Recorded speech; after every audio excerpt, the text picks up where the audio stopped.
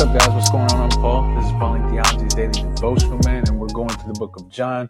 We are diving deep into who Jesus is, what he has done for us, and how we can know him more. And that's how we do here at Trust in Jesus Ministries, because what we do is read through the scriptures so that we can understand who Jesus is just a little bit more. And when you understand who Jesus is, you got to trust him, man. That's how awesome he is. That's how good he is.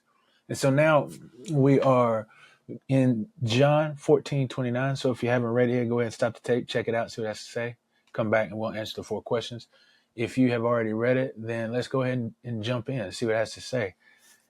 Jesus says this. He says, now I'll tell you these things beforehand so that when they happen, you will believe. You will believe. So what are these things that he is telling us? Well, we've been discussing it. It's about the service. Well, really, technically, what Jesus is specifically talking about is the fact that he is leaving, that he is dying, that he is going to the cross, but that he is coming back, that he will rise again. And he is saying these things to them so that their heart won't be troubled, but also when it happens, man, that they trust in him. So the word here is pistuesete, which could mean to believe, which is what it is, but it also means to trust or have faith. And so when he says this, he says these things so that they may trust him, so they might believe in him, that they might put their faith in him, that they might remain in him. That is what this is all about. So what's this say about God? I think this is super good because it helps us to wrap our minds around the thought that he is sovereign over all things, that God controls all things. God is maintaining, keeping, and moving things to bring glory to his name. Now, that has a lot of implications for us, but we'll talk about that in the application. But I think that it's important for us to see this. He's like, he knows all things. He sees all things. And so in his understanding and wisdom in knowing these things, he says he's going to let us know. And I think that moves us to what's this saying about mankind, is that God desires to make known his plans to us. So the reason that he does this is so that we can build a relationship with him and have a trusting and loving relationship.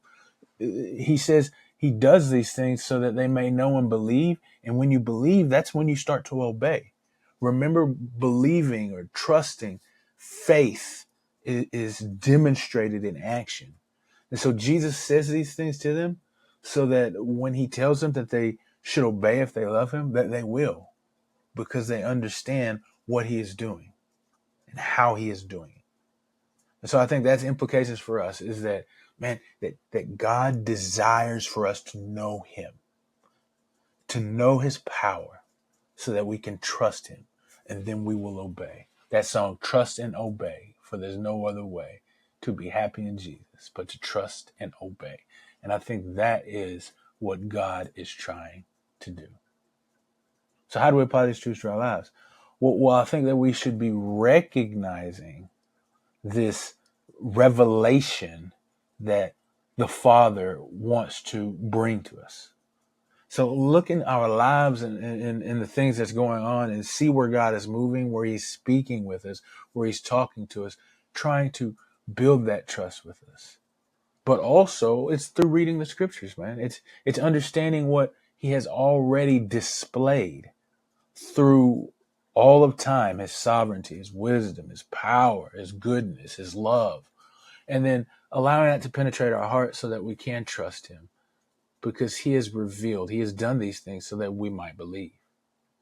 He has done these things so that we might trust. And so place your trust in him. Man, it was a short one today, but I think it was a good one, man, because this is literally the thing that God, I believe, has placed on my heart to help others to do, is to trust him more. And we do that because he reveals himself.